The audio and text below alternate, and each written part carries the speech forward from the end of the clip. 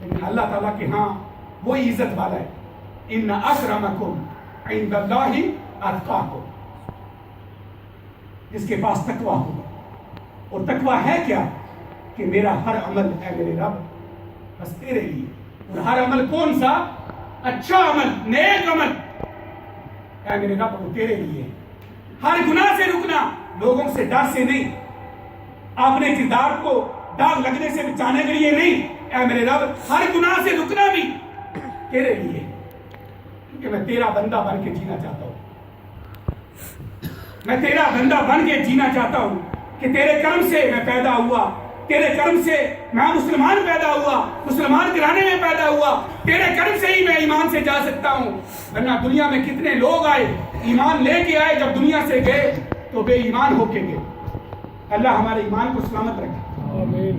اے میرے میٹھے میٹھے اسلامی بھائیوں، یہ آخری اشرا آپ یقین مانیے یہ اسی لیے ہے کہ میں اور آپ بس دن اور رات میں کبھی سحری میں روئیں، کبھی افطاری میں روئیں، کبھی تراویح میں روئیں، کبھی مسجد کے کونے میں روئیں کہ اے اللہ کرم کر دے۔ زندگی میں بہت رمضان پا لیے لیکن یہ گناہگار ایسا ہی رہا، اے اللہ اپنا کرم کر دے، اس کو پاک کر دے گناہوں سے، اپنا بندہ بنا دے۔ لوگوں کا تو میں کمی بنتا پھرتا ہوں، اے اللہ لوگوں کا نہیں اپنا کمی بنا دے۔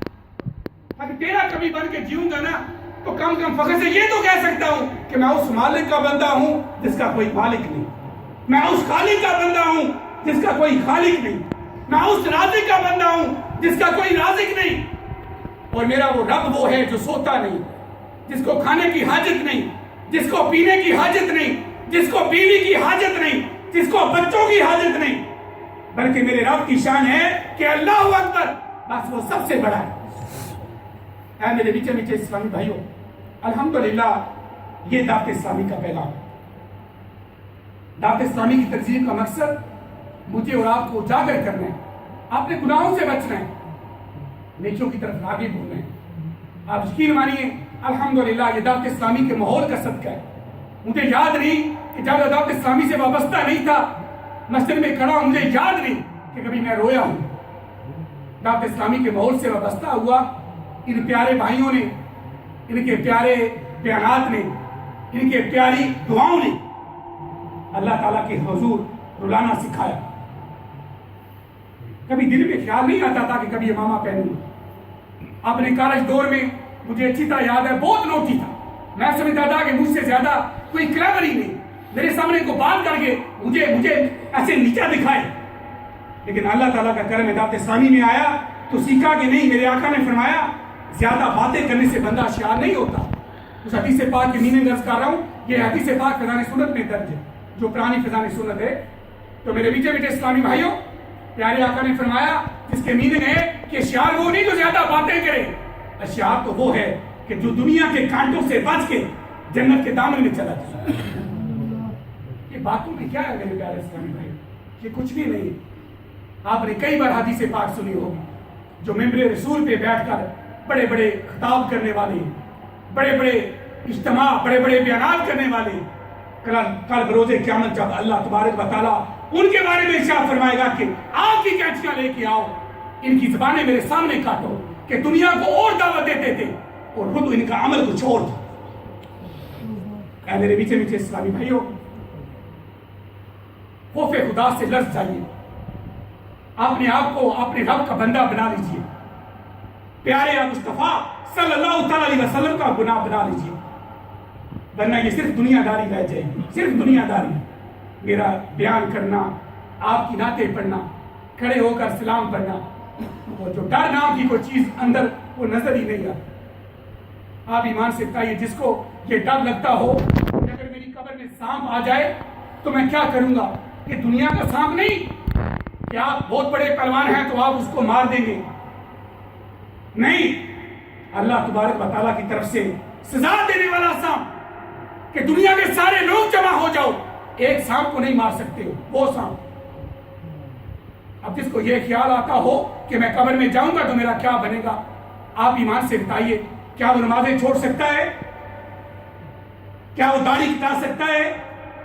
کیا وہ مال اپنے بینکوں میں رکھ کر زکات سے بھاگ سکتا ہے؟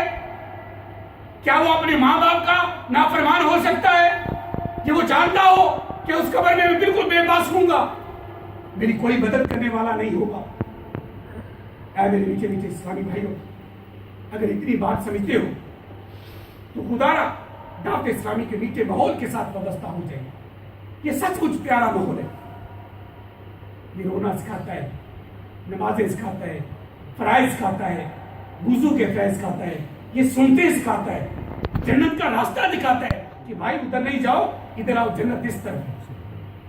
پیارے بھائیو، یہی تنظیم کا کام ہوتا ہے. اس سے زیادہ بندہ کیا کر سکتا ہے؟ میں اور آپ صرف دعوت دے سکتے ہیں. اللہ تبارک و تعالیٰ کی بارگاہ میں دعا ہے کہ وہ پیارا رب عز و جل مجھے اور آپ کو حقیقی معنوں میں اس پیارے دین کو سمجھنے کی توفیق عطا فرمائے، اور جو ہم نے سمجھ رکھا ہے کم از کم اس پر عمل کرا تو ہو جائے نا. اب سب جانتے ہیں کہ غیبت نہیں کرنی چاہیے لیکن کرتے ہیں. سب جانتے ہیں بد نگاہی نہیں کرنی چاہیے معاذ اللہ لیکن کرتے ہیں.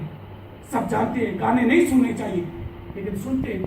سب جانتے ہیں کہ شادی میں ڈھول باجا ڈھولکی نہیں ہونی چاہیے، ڈانس نہیں ہونی چاہیے، مرد اور عورتیں جمع ایک جگہ پہ اکٹھے نہیں ہونے چاہیے، لیکن ہم ایسا کرتے ہیں. سب جانتے ہیں کہ جب کوئی فوتگی ہو جائے تو پیٹنا نہیں چاہیے، لمبے لمبے بین نہیں کرنے چاہیے، بال نہیں نوچنے چاہیے، لیکن ہماری عورتیں ایسا کرتی ہیں. ہم سب جانتے ہیں کہ عورتوں پر پردہ فرض ہے، لیکن میں اور آپ جو مسجد میں موجود ہیں، آپ لوگوں کو چھوڑ دیجیے، جو نمازی ہیں میں ان کی بات کرتا ہوں. جب اپنے گھر میں دیکھتے ہیں اگر بیوی پردہ کرتی ہے تو بچی نہیں، اگر بچی کرتی ہے تو بیوی نہیں، اچھا دونوں کرتی ہیں تو ماں نہیں کرتی، اچھا ماں کرتی ہے تو خالہ نہیں کرتی، اچھا خالہ بھی کرتی ہے لیکن پھپھو نہیں کرتی. ہاں پیارے بھائیوں، ایمان سے بتائیے ان سب ماں کو، بہنوں کو، بیٹیوں کو کہ دین کون سکھائے؟ یقینی بات ہے یہ کس کی ذمہ داری ہے؟ آپ اور میں. کیونکہ ہم حاکم بنتے ہیں نا کہ مرد حاکم ہے اور عورتیں محکوم ہیں. اگر عورتیں محکوم ہیں تو پیارے بھائیوں پھر دین کو سیکھیے.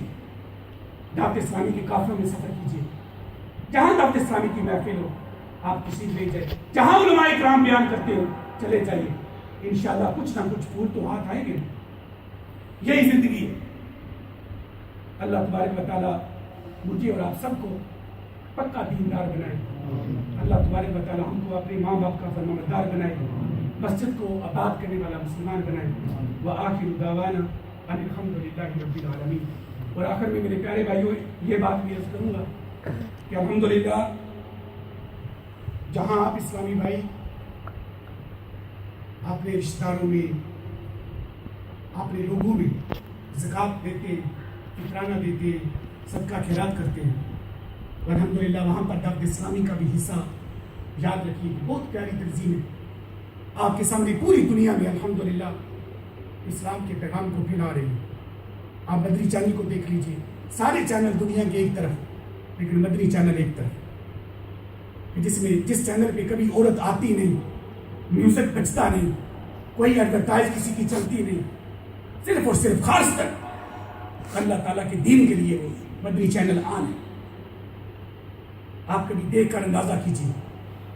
بلکہ الحمدللہ ابھی پچھلے دنوں کی بات ہے، بلکہ میں بھی آپ سب نے فیس بک پہ وہ دیکھا بھی ہوگا کہ وہ ہندوؤں کا وہ کتنا بڑا، جو کتنے وہ بھی نہیں بلکہ جو اس کا باپ تھا وہ بھی تھا بہت بڑا، وہ جو جن کو عہدہ ہوتا ہے، تو وہ کہتا ہے کہ میں رات کو اپنے گھر میں مدنی چینل دیکھتا رہا، کچھ دن میں دیکھتا رہا مسلسل.